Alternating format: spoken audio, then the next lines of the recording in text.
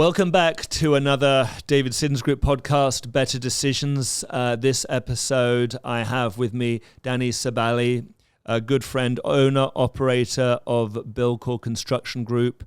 Dany, thank you for coming in today.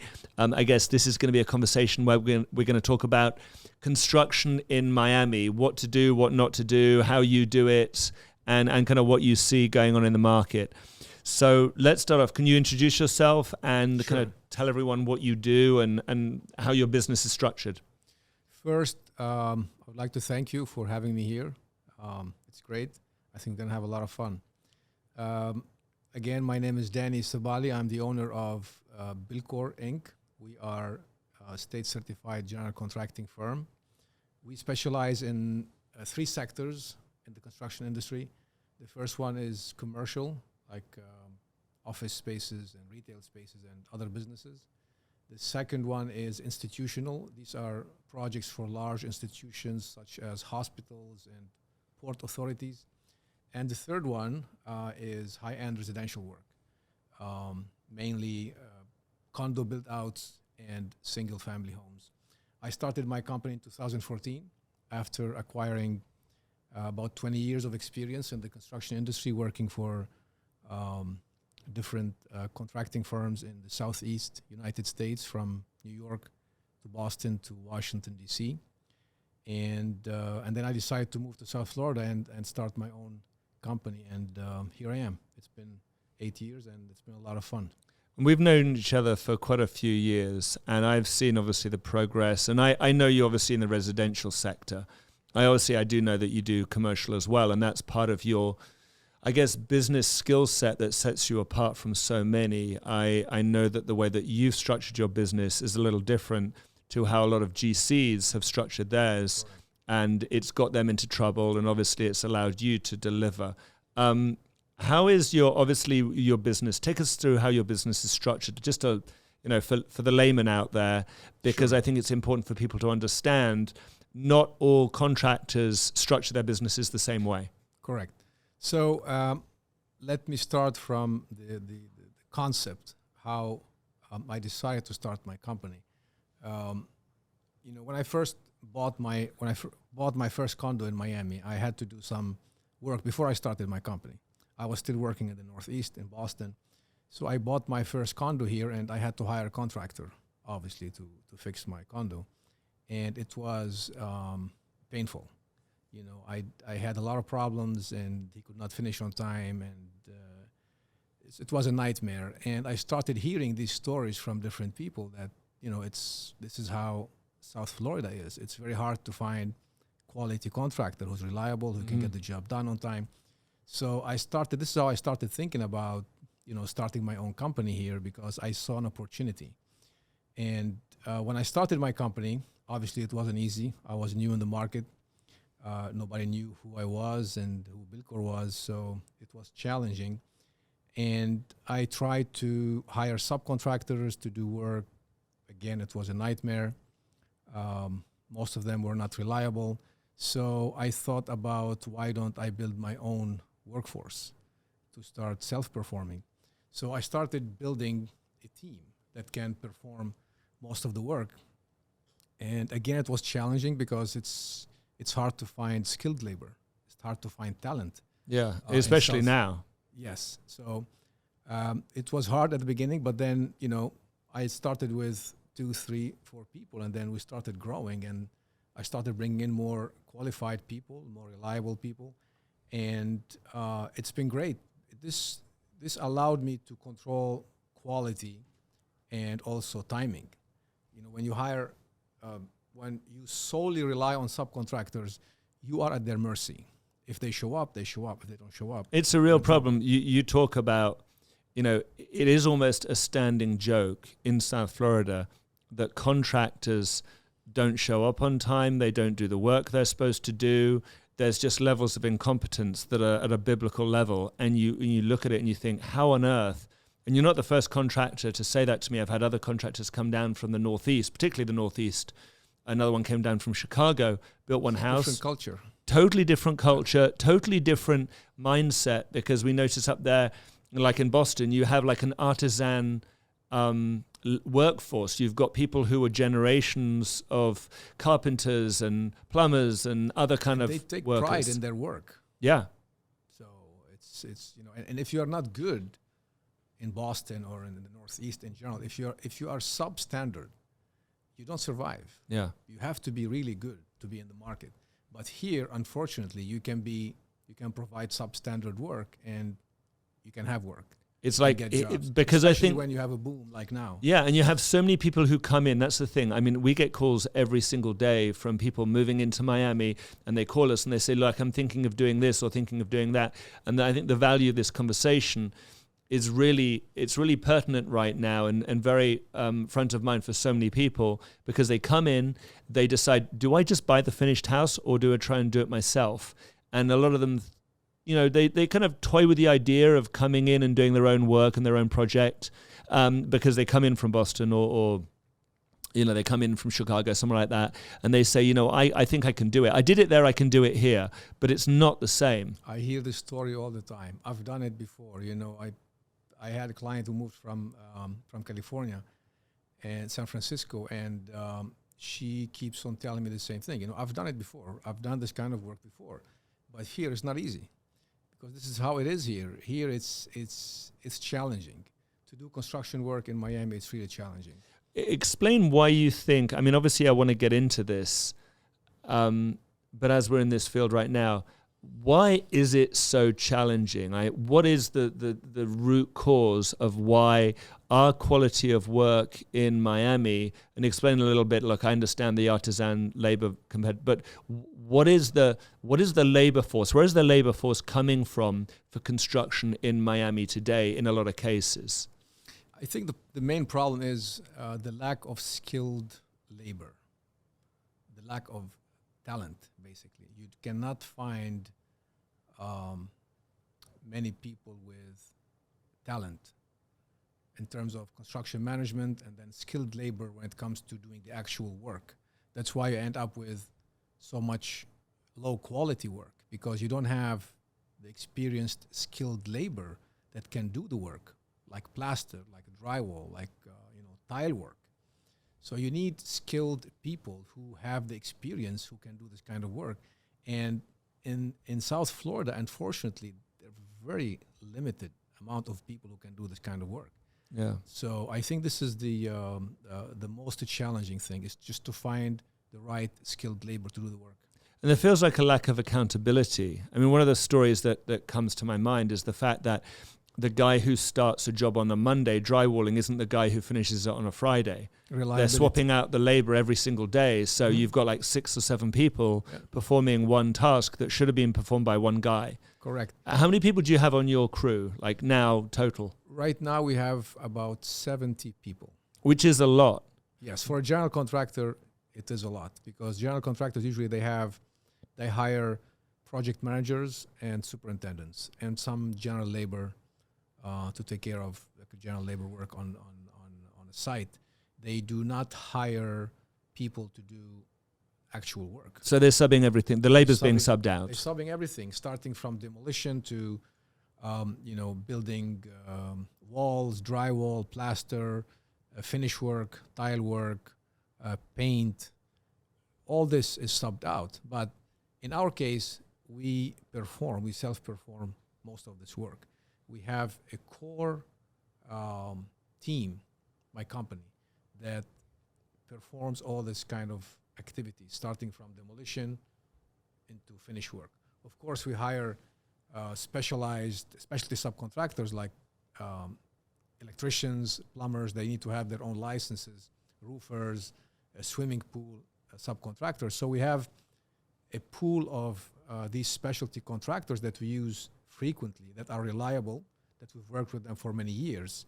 So they are subcontractors, but at the same time, they are like partners, because we give them so much work and we know how reliable they are. Yeah, they've got accountability to you. Correct. Because next project, if they don't perform, they don't get the next project or the next project or the next one after that. So the thing I always get, obviously, look, I'm a real estate broker, so I spend my time selling homes. And either it's homes that are being built, homes that are built, or homes that might be needing a renovation.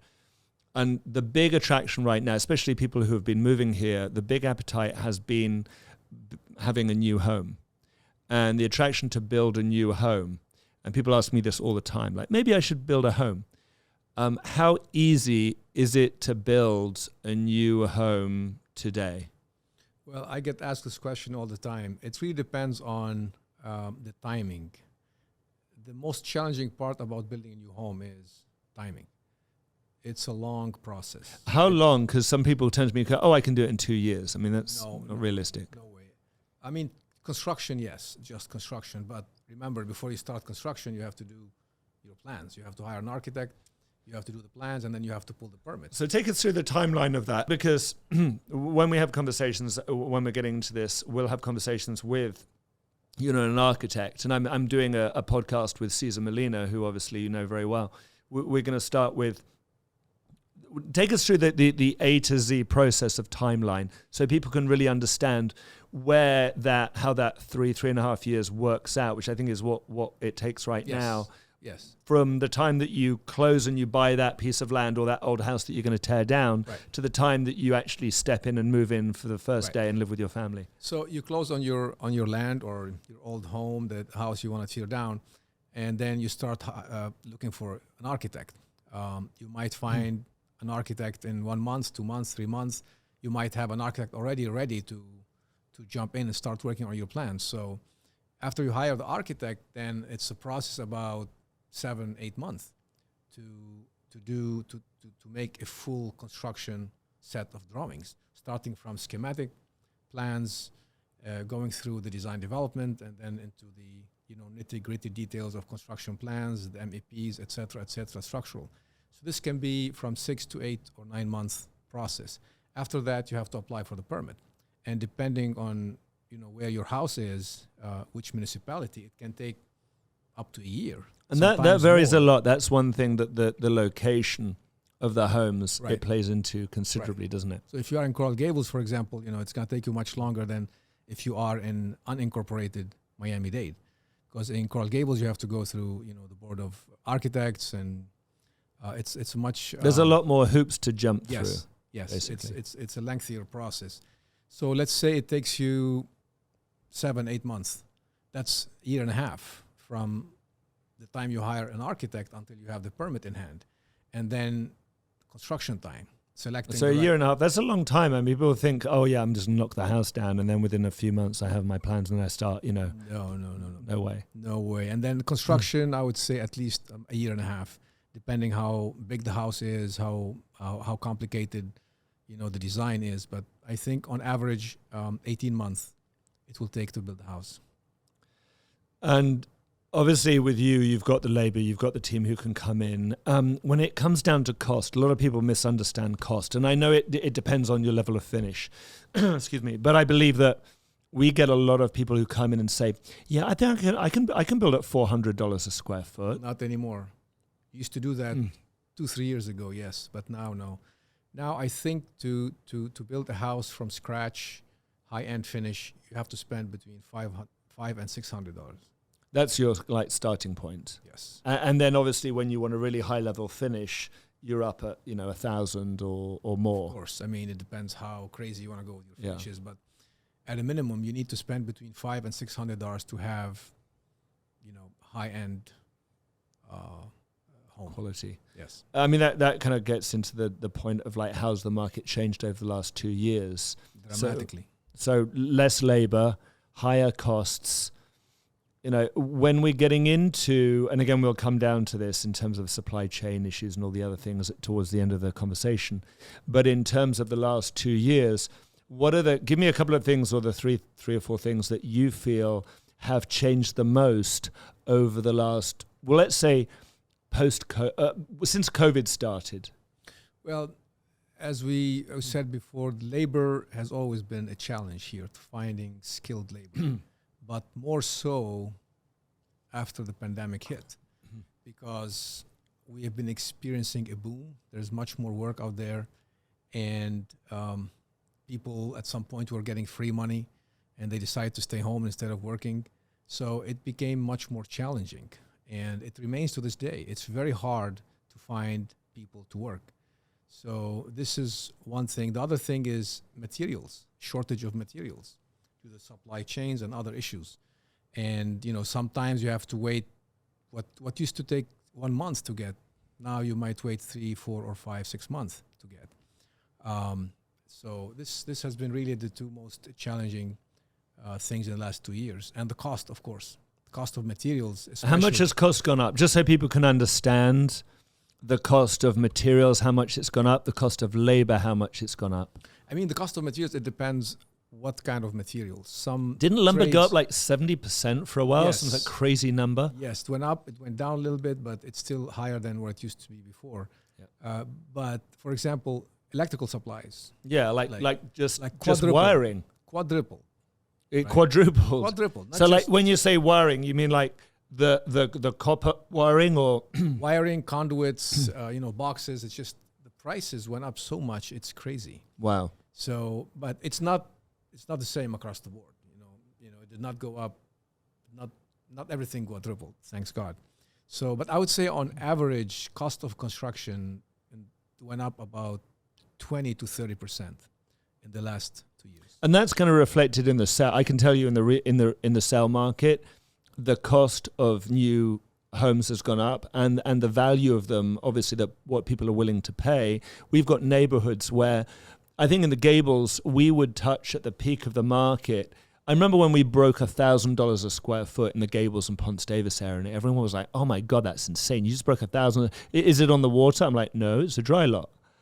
And now there are deals. Those are homes that have sold within our market, within I'm talking about the major primary markets, the luxury product, that on a dry lot exceed $1,600, $1,700, $1,800 a square foot, and on the water, $3,500, $4,000 a square foot, wow. Sometimes even more. Just absolutely astronomical numbers. But I can also recognize now that the cost of building those homes, once you get into it, it's gonna massively too. So it's not maybe not the same rate, but yes, construction costs went up, as I said, about 20 to 30% based on my experience. Mm-hmm. And the timeline to build these, I mean, that's the thing. The timeline's gone up too. Yes.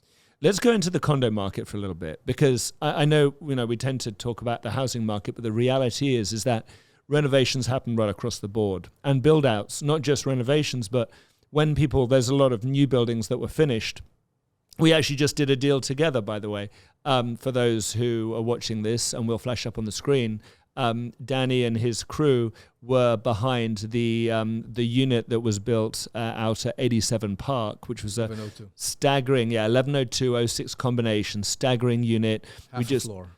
Yeah, it was literally, if you slice the building down the center, the unit was bought by a client originally who said, "Okay, I'm going to do a custom unit," bought from the developer, and it was delivered kind of designer ready. So the kitchens was in, the bathrooms the original buyer was supposed to live there. It was going to be his primary residence. High end, beautiful finishes, and then he decided to sell it. Yeah. At the end. And he went absolutely all out in terms of the finish of the house. Sorry, the finish of the condo. So the finish of that condo is one of the best I've ever seen. I think it probably is the best condo finish I've ever seen. And the attention to detail on that, the level of millwork. And they went to a level that I now observe a lot in the market, which is like the trimless lights, trimless AC, and level 5 finish. And okay, so if you guys don't know, Dany, explain what level 5 finish is. A lot of people don't know or understand what level 5 finish is, or why it even matters. Well, yes. So level 5 finish, it's basically, we're talking about plaster. It's about the how smooth, how straight a wall or a ceiling can be. And, people might think, how difficult is it, right? To make a wall straight. Wall is supposed to be straight. But yeah, you would think so. You would think so, right? So, but, the way a wall is built, typically, you start with your metal studs and you have a lot of screws, and then you put your drywall, without getting too technical into this. It's not, if you don't make it smooth and straight and plain, it's not like that. So when you build it, you put the drywall, it's wavy, it has screws behind. So to make it straight and look plain and not like wavy, geometrically flush and clean. Exactly. Especially when you have like light shining on it. It's a very lengthy process that requires skilled people to do that. Yeah. It's A good eye. It's an art. It's an art form. You've literally got to have an artist's eye to recognize when you see a ridge or a lip or and I see it all the time. I see it in houses all the time. Waviness, especially in ceilings, especially in condos. You know, when you're talking about condos on the beach, a lot of windows, a lot of light. So if you don't have a nice finished ceiling, you're gonna see it all the time. You're gonna see this waviness, and it's annoying. So we specialize in that. We deliver level 5 finish on every project, and we are proud of that. Yeah, I mean, it shows, and the quality of everything that goes into it, because I think sometimes people forget they pay all this for materials, and then they completely butcher it or lose all the value of that material because they install the tile wrong, the flooring goes in wrong, the plaster isn't done right, and so that high-end finish doesn't look high-end anymore because the labor that has put it in has done a horrible job. So with the condo market, I think one of the things I wanted to get into very quickly on that condo market before we move back into the housing market again is that developers deliver designer-finished product, designer-ready product, I think the term is. And of course, designer ready, thank you. They put in the kitchens, they put in the bathrooms. Sometimes they'll give you a flooring and they'll show really nice renderings. But if you want a very high level turnkey experience, it's a lot more than just that, isn't it? I mean, the build out. No, yes. It takes, in most cases, you have to rip out everything and redo the whole unit. Have you found that with a lot of like what we did in 87 Park? That's what we really did. We ripped out everything. We ripped out the kitchen. And the kitchen wasn't bad, but they wanted a very high-level custom fit kitchen. Wasn't bad, but it was not up to the level they wanted. Yeah. They wanted this. It's a beautiful location. This building, it's half a floor. It's on the water, on the ocean. So they wanted to make everything the best. So we ended up ripping out the kitchens, the one kitchen, and we added another kitchen. So we have 2 kitchens now. We added a prep kitchen, and then we ripped out all the bathrooms, all the finishes, all the fixtures, everything. We took this apartment down to the bare bone, and we rebuilt it. And so this is what most of the clients that buy these high-end condos do. And this is what we do. We sell ultra luxury, prime and super prime real estate through Miami. And when we go into these units that are finished and that sell at the high levels, the ones that actually hit the record, those ones are hitting the $1 per square foot because the build out on them was done to the maximum, to the right amount, rather than just like slap paint. And if you go into our, like we have 2 very well trafficked articles, and if you haven't read these, it's worth to have a look at if you're in the condo market. The best existing condos in the market, the best existing luxury condos in the market, and the best new construction condos in the market. And in all of these cases, most of these buildings, not all of them, there's maybe 1 or 2 exceptions, but I would say 90% of these buildings require an additional build out once you close on them. Whether it was back in the day, it was a building like Oceana, or whether it's a building that's coming out of the ground today that's newer. When you look at the renderings and you look at the way it looks, you might assume, okay, I'm getting hingeless doors and I'm getting trimless lights and trimless AC and I'm getting softed ceilings, but that's just not the case. I mean, it might be the case. Now developers, they do install concealed hinges. They're getting better, but they're getting better. But here's the thing: contractors that build these towers don't have the skills to build high-end. All the time, because it would take so long, wouldn't it, to do all of this? So long. It's a specialty. You know, when you are building a high-rise building, $100 million, $200 million job, you are into production. You want to get this job done fast. You have 100, 150 units to finish.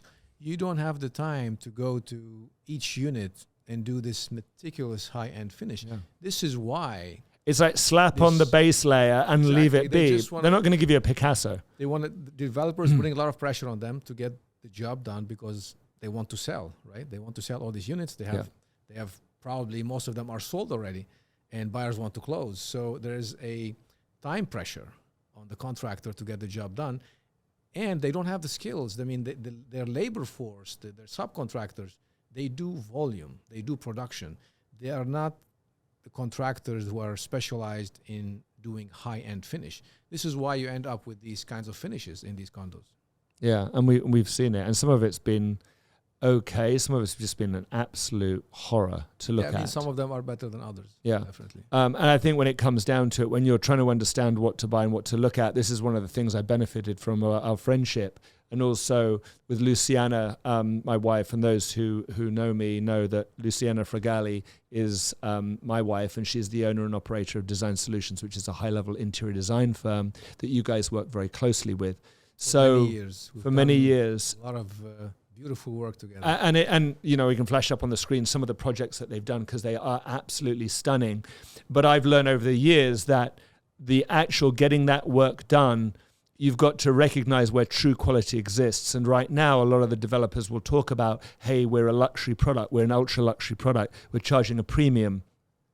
But the finish isn't the most important thing in that building because it's kind of interchangeable. One unit might be the same as the other. Yeah. The end look of it, that full build out, comes from people like yourself. Yes.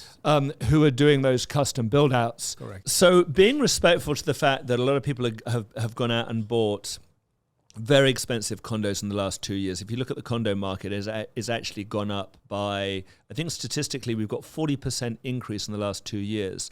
And we've got dollar per square foot being achieved in existing and new condos that we've never seen before. And some of those sales, whether it's at Apogee or Continuum or new buildings, whether it was an 87 Park, or, you know, whether it be like a Mr. C in Coconut Grove or any of the projects that have just come close to being finished, like 57 Ocean, another one, Arte. Those buildings, when you get into finishing them out and doing them properly, and whether you're renovating it and ripping out the old stuff or just starting from fresh, with the value of these properties, what should buyers and owners be budgeting for when they get into build outs, assuming that they're going for the highest level finish, like percentage wise on what they purchased for the unit? Well, it's a very tricky question because it really depends on how much work they're looking to do. If they're going to rip out the whole unit and redo it, or just do selective work. If they have a nice kitchen, they just want to do nice, you know. Let's say they leave the kitchen, and let's say they're getting flooring, but custom closets, blinds, blackouts, wallpaper treatments, advanced lighting systems. I know this is usually a question I would ask Luciana, but I think she had told me somewhere around 15 to 20%. Do you think that's about accurate? 15 of the value of the purchase price of the property. Well, I look at it as a square foot more than the value of the unit. Okay, so let's take like a 4,000 square foot unit. Let's use that as an example. 4,000 square foot unit. If you spend $200 square foot, I think you keep the kitchen, and I think if you spend $200 square foot, you can have nice. Which is about $800,000. $800,000. Which is about 20%. Which 20, is yes, and there. So that's I think that's actually a pretty good way to look at it. And for those again who are watching, but that's a starting point, though. I mean, if you're gonna go crazy and rip out the whole thing and put new kitchen and redo the sky's the limit, isn't it? You could go like gold fixtures everywhere. You know very well. They spent much more than that. Well, that's the thing, because flooring. I know people ask this question all the time, and they're kind of looking for the answer that suits them. But I know flooring can go from what, $6 a square foot to like $30 a square foot, yes, or more. Yes, it just depends on the materials that you want. Right. When we get into the condo market, look, obviously it's a big market. If you want to get into the process of remodeling and finishing, give me a call and I'll connect you with Dany. One of the big things that's happened now is that people haven't been able to buy new homes in the market. They haven't been able to get hold of them because there's such a small percentage of homes available, and this is another problem that we've encountered, which is a big part of the Miami market right now, is those who just simply don't want to move. They've said, you know what, I can't afford to sell my home and buy a bigger home, even though the market's moved up, because A, there's nothing available, and B, if I do buy something that's much more expensive, my taxes are going to go through the roof, so I might be better off staying where I am and renovating. And the renovating conversation, I think, is one that can be really misunderstood as well, because a lot of people think, how hard can it be? How hard is it to renovate? Just paint it and change the cabinets out and do a bit of, quick lighting. But give us some better color on that, because I think it's good for people to understand renovations are not as simple as people might think. Especially in condos. Renovating a condo is completely different than renovating. It's more harder than a house? It's much harder. Wow. Because you are working in a building where they have their own rules. Each building have their own rules. What time you can start, what time you should leave the building. And in most cases, you can only get 6 hours of work a day. So you pay your workers 8 hours and you get 6 hours of work. So the cost of renovating a condo is much higher than renovating a house. That's number one. And then the rules of the building, the logistics, when you can make noise, when you cannot, you're not allowed to make noise. So there are a lot of restrictions in condos. There's some extreme examples. I'm thinking of one off the top of my head. There was a story on Fisher Island. Yes, Fisher Island is the worst. Is the worst.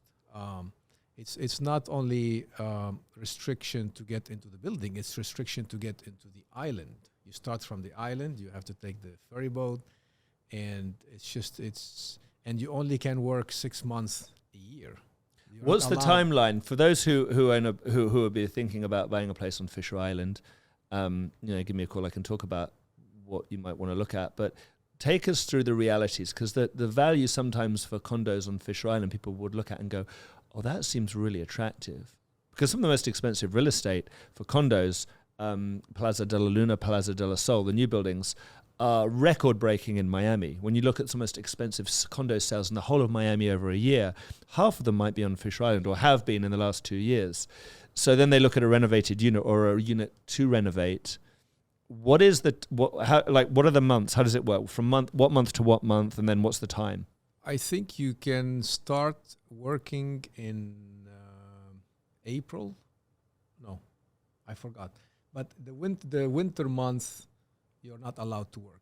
I think from November to April or May, you're not allowed to work. So you can only work in the summer.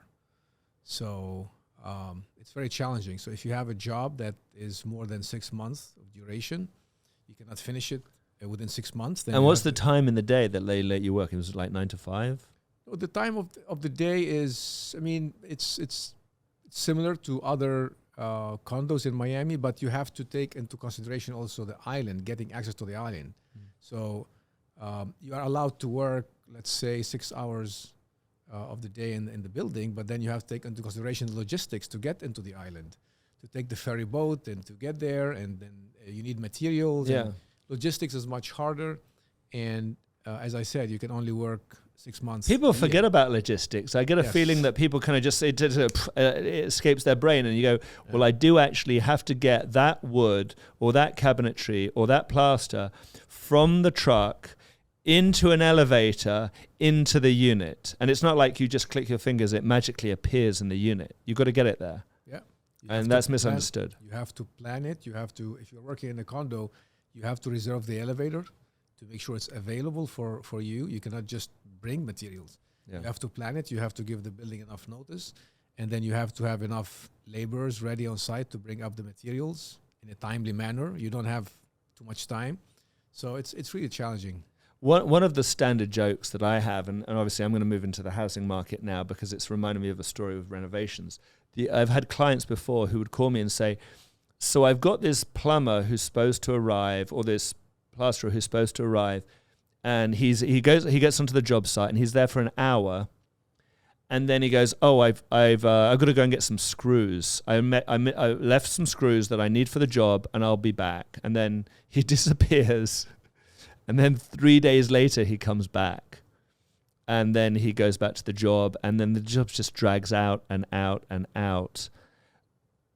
There was this situation that was occurring where contractors were just taking so many jobs, I heard, that they were just trying to juggle them. Yeah. And then they were disappearing off-site for ridiculous periods of time.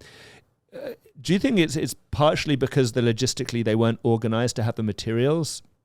It's partly that, yes. And the other part is you have to be really organized. especially as I said, working in condos, you have to be extremely organized and you have to have good communication skills. And you have to be friends with the management, the building management. They have to like you. You have to work with them. Otherwise, it would be a nightmare. Yeah, it's clearly a lot more complicated than just get some materials, get some workers, slap it together, and have a nice design, and then boom, it's done. And the logistics, yeah, I've seen it firsthand. I've seen it on your sites, and I'm like, the logistics are mind blowing. Yeah. With the renovation of the housing market, let's get into that. Coming back to the renovation situation.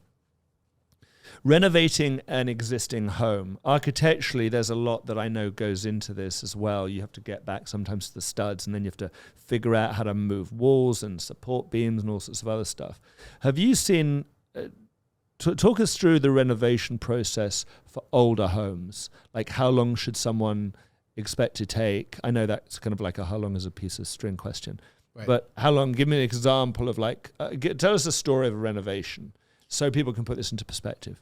So renovating a home, if you are only doing interior renovation, it's much easier than going into the exterior for permitting process, especially if you are in cities like Coral Gables. If you don't alter the exterior look of the house, it's much easier if you're just doing interior work. But when you go into altering the exterior look and the facade and putting larger windows or getting into structural work, it gets much more complicated. But in any case, it takes in general much less time to renovate a home than building a new one, obviously. Permitting is easier, it's an existing home, and then doing the construction, renovation is much easier. So if a new house takes you 3 years to build, if you buy an existing home, it might take you a year and a half.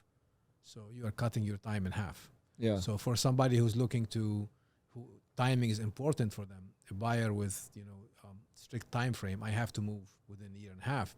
I think finding an existing home, renovating it, might be better for them. Are there cases when someone goes to renovate a home and you turn to them and say, "That's just a bad idea"?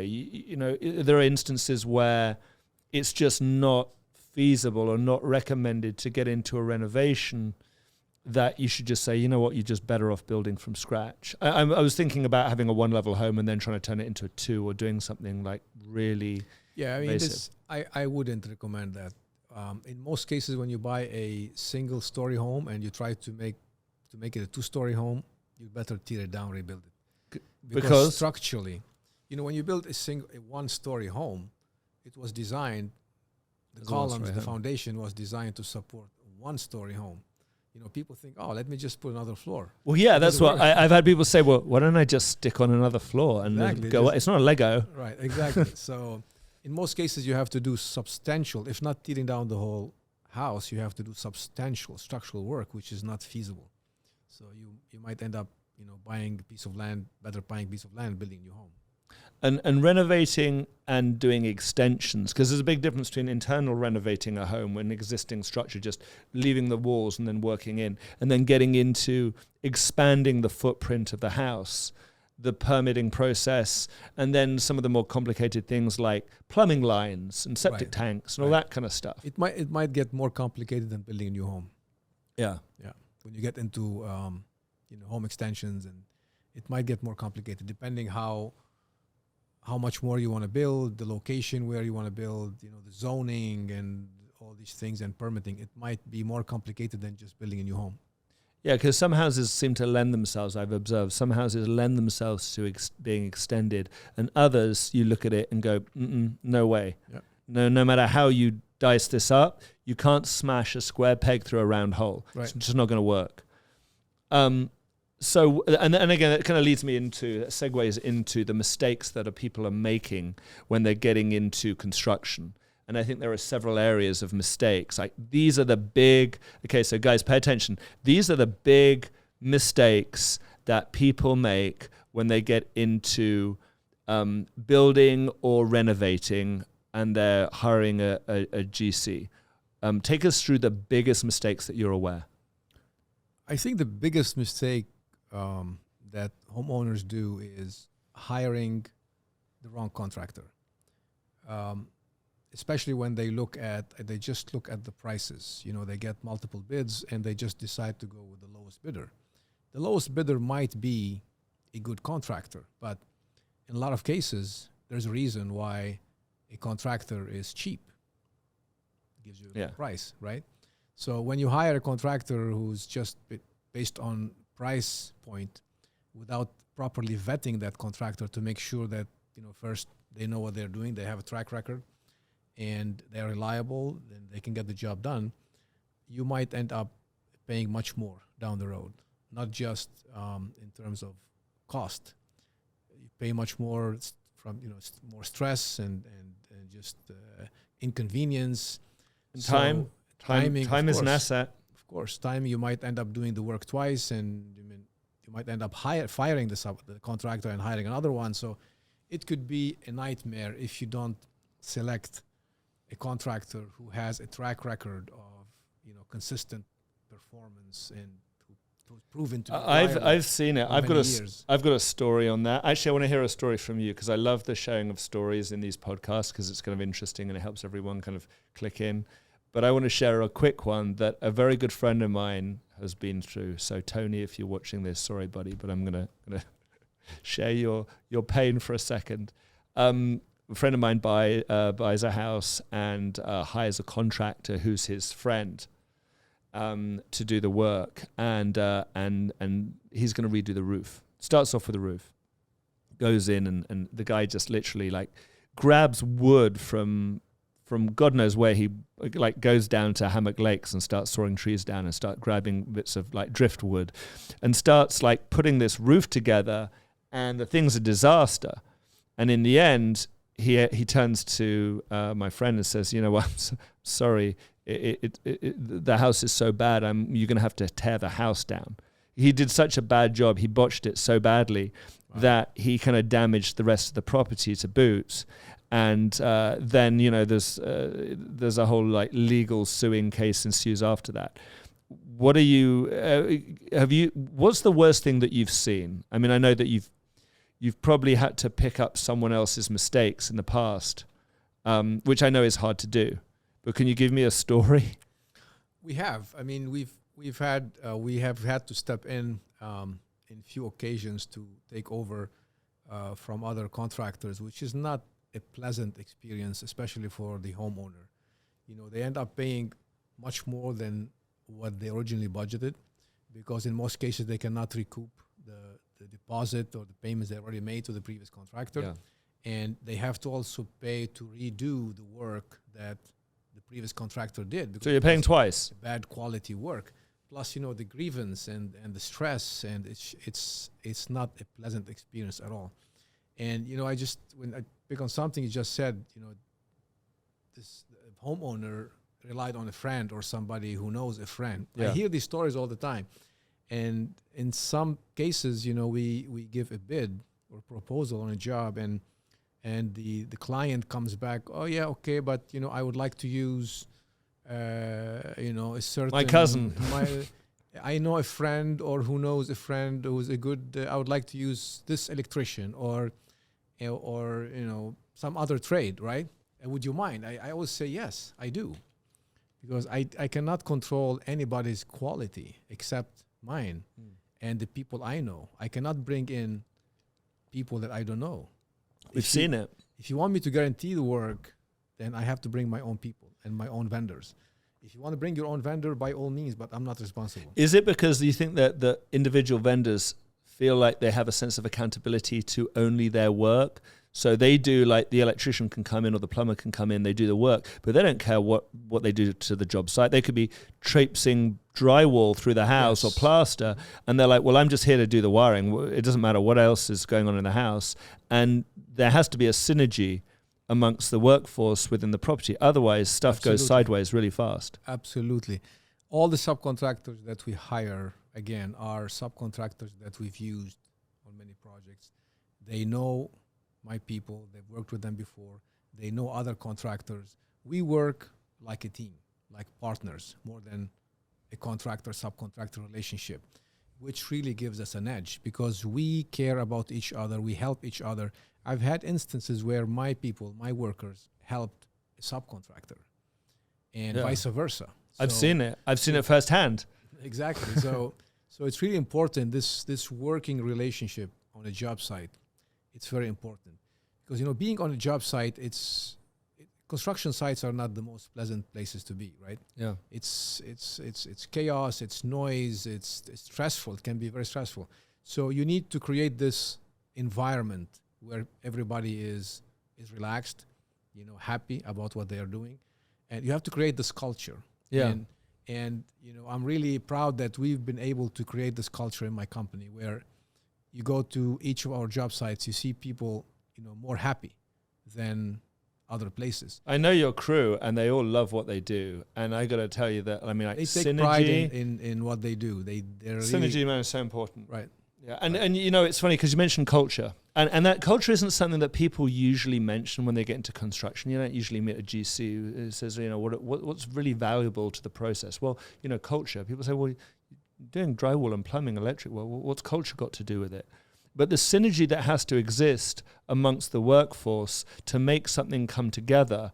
Because nothing is working in a vacuum in the house, is it? I mean, the plumbing is connected into the drywall. The drywall has connections to insulation. All interconnected. Everything is interconnected. And and I've seen it firsthand, if the drywall guy is coming in, or let's say there's a panel going on, and the panel guy comes in and drives a nail through and doesn't know where the pipes are, then he ruptures a pipe, and the next thing you know, you've got a problem, which could be catastrophic. And what's worse, I mean, if you rupture a pipe and you know about it right away, it's not a big problem. You can fix it. What's worse is when you put a nail into a pipe, and the nail, it blocks the water from coming out. But then you close your wall, you plaster, you finish the job. A couple of months down the road, when everything is done, the pipe starts leaking. Yeah, it's like a slow flat. It's like it starts leaking. And, you end up, you have to open the wall. You have to spend a lot of money to repair. So they have to work in synergy, and they have to. Because once you close the walls, it's a lot harder to fix these problems. Much harder. I've seen it with like pipes where you've got to put on, and again, this is just very specific, but because we're involved in building our own house, so I was on and off the job site for a long time, and there was a lot of the stuff that went well, and there was stuff that didn't go as well. And I noticed there are moments when, you've got pipe being laid, and then you've got brackets that have to be put on to stop the pipe from vibrating, and then insulation around it to stop the noise.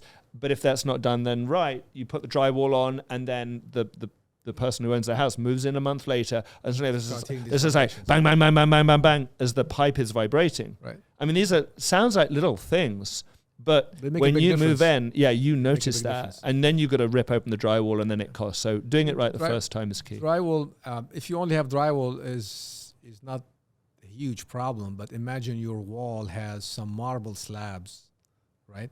Oh. It's all covered with marble slabs. Yeah. And the other side, you have this expensive, for example, closet, right? Yeah. How are you going to get to that pipe?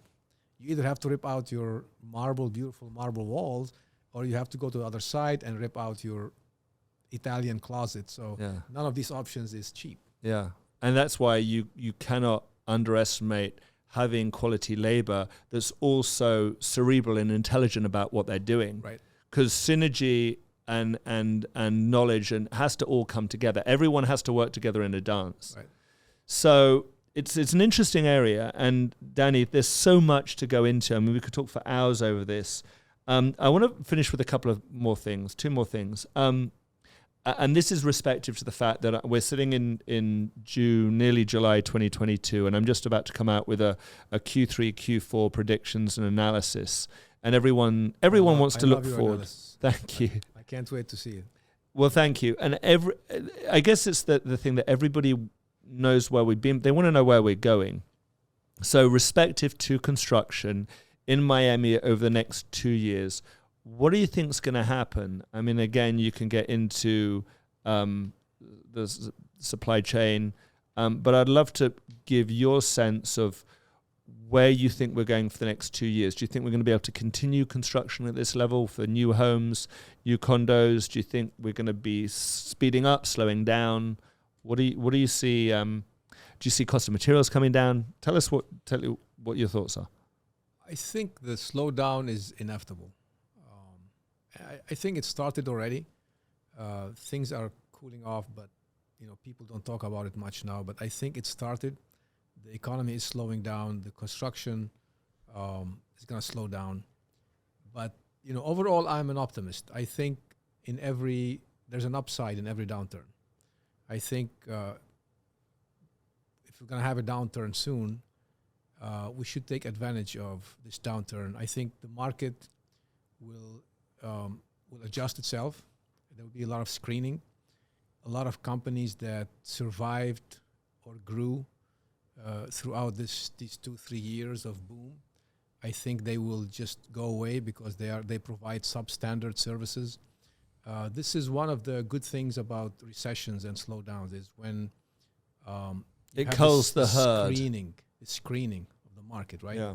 So, and then the other thing is talent becomes more available. Skilled workers become more available because you have less work. Mm-hmm. Price of materials also stabilize, if not go down, at least stabilize. Does not fluctuate like now. Now you give a proposal to a client, and then a couple of months later, your cost is 10% higher. So it's really a problem. You either have to go back to your client and adjust the price, ask for more money, or that's the inflationary aspect of the economy. Right. And that, I guess, because right now inflation's 7.5%. So obviously that's on average. On average, in construction, I think is much higher. Right. So, I think, as I said, the slowdown is inevitable. It's coming, but I'm optimistic. I think overall it's gonna be good in the long run. And if you are good in what you do, if you provide good service, I think you will survive any downturn. I've always said, and I can conclude with this, I've always said that good quality product, well done product, whether it's a house or a condo, will always do so much better than generic or lower grade product. Absolutely. Stuff that is done exceptionally, the time that you take, the quality, the attention to detail, will always survive downturns. And I think that in Miami, we have a legitimate appetite for high-level product. We do not have enough of it. I do not see, even with downturn, how we're going to get more of it, because the reality is that the 1% of the country moved to Miami. We have a podcast following this, which is talking about the mass migration of big companies and very wealthy groups, whether it's hedge funds or tech groups or otherwise, coming into Miami, looking to move here. And we always assume that there's thousands and thousands of properties and there's so much available. But when you get to the very highest level, it's surprisingly lower levels of density and options than you would otherwise think. So I think with that in mind, you'll always have work, you'll always have business. Absolutely. I want to thank you for doing this podcast. It's next time we do it, we'll add some shots of whiskey, make it more interesting. But thank you. For those who are watching, see my information below, see Dany's information below. If you have any questions about construction, you can give me a call. I'm going to connect you with Dany. And again, with Dany and around Dany, you've got Design Solutions, my wife's company. She'll be another podcast that will involve. And thank you for watching. And we look forward to seeing you next time for another episode of Better Decisions. Thank you very much.